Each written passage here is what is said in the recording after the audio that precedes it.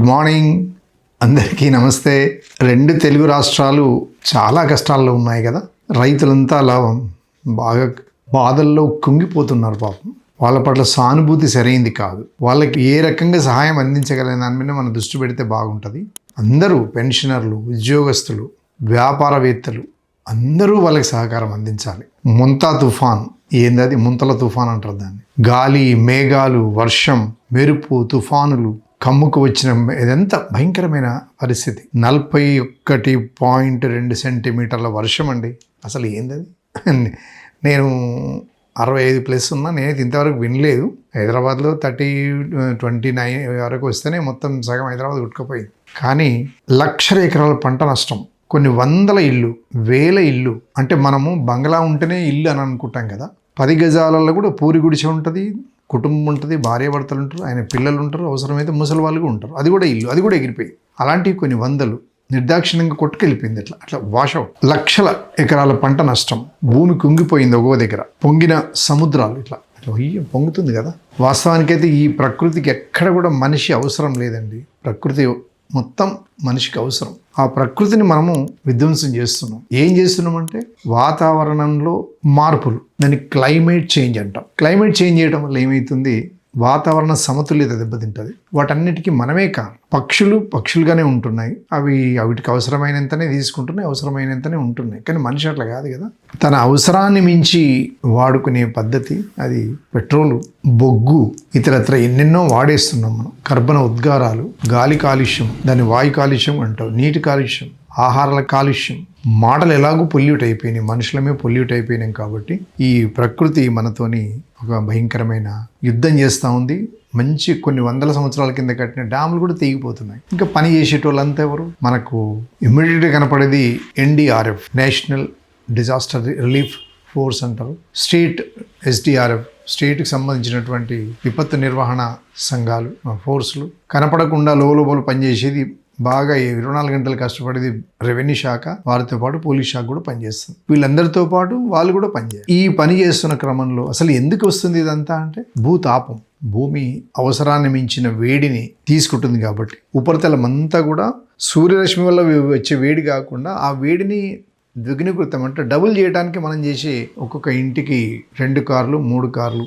అమెరికాలో ఒక ఇంటికి, ప్రతి ఇంటికి ఆయన సొంత కారు, ఆయన ఫ్యాన్సీ కోసం వాడే కారు ఒకటి ఉంటుంది. బాగా ప్రభుత్వాలు కార్లు అమ్ముతున్నాయి. ఇప్పుడు GST తీసి ఇచ్చా హైదరాబాద్లో 60,000 కార్లు అమ్ముడు పోయినాయి అంట. ఈ 60,000 కార్ల దుమ్ము అవుతుంటుందిగా.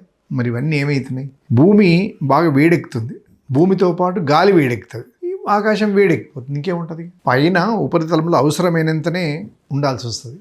అవన్నీ తేడా వచ్చినప్పుడు ఈ మామూలుగా సముద్రం ఆ వేడిని చేసుకోవడానికి వచ్చే ఆ తిరుగుడు, సుడిగాలి లాంటివి వచ్చేది.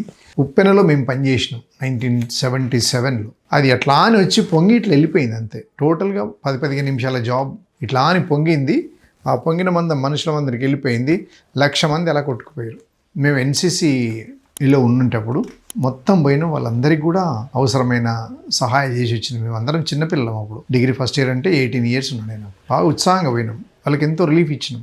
అట్లా గాలి అడ్డదిడ్డంగా తిరుగుతుంది, తర్వాత గాలి అస్థిరంగా ఉంటుంది, తర్వాత మొత్తం ఎంత హ్యూమిడిటీ అంటారు, తేమ, గాలిలో తేమ ఉంటుంది, మొత్తం అట్మాస్ఫియరిక్ కండిషన్స్ అంతా తలకిందులు అయిపోతుంది. ఇవన్నీ ఉండటం వల్ల ఏమైందంటే ఆ మాయిశ్చరు, తాపడం, తర్వాత ఆ ఇన్స్టెబిలిటీ ఆఫ్ విండ్, ఇవన్నీ కలిస్తే, ఈ అడ్డమైనవన్నీ కలిస్తేనే ముంతల తుఫాన్ అంటారు. దాన్ని ముంత అని పెట్టారు.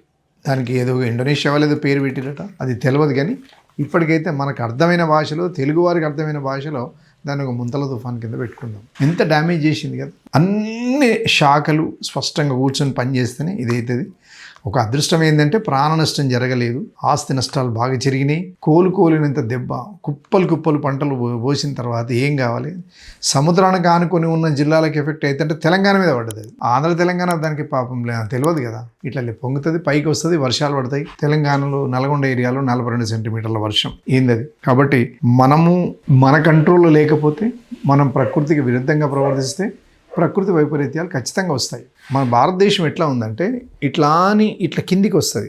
ఈ మూల నుంచి ఇట్లా తిరుక్కుంటా కొన్ని వందల వేల కిలోమీటర్ల సముద్రం మనకు ఆనుకొని ఉంటుంది. ఒక్కోసారి ఆ పటం చూస్తే ఏమైందంటే ఇట్లా వెళ్ళిపోయి మొత్తం వెళ్ళిపోద్దేమో అని అనిపిస్తుంది. అంటే మనం ఆ ప్రకృతిని మనం ఏం చేయలేము. ఒక పాలు భూమి అయితే మిగతా 3 పాళ్ళు సముద్రమే ఉంటుంది. అందుకని మనకున్నంత ప్రకృతి సంపద ప్రపంచంలో చాలా తక్కువ దేశాలకు ఉంటుంది. తెలంగాణకైతే సముద్రమే లేదు. ఆంధ్ర వాళ్ళకైతే మొత్తం సముద్రమే కంప్లీట్గా కొన్ని వందలు 750 కిలోమీటర్లు వాళ్ళకి సముద్రమే ఉంటుంది. ఆ సముద్రం ఉంటుంది కాబట్టి వాళ్ళ దగ్గర ఇంగ్లీష్ వాడు వచ్చిండు. ఆ ఇంగ్లీష్ వాడి ద్వారా చదువు నేర్చుకుని చదువుతో అడ్వాన్స్ అయ్యారు.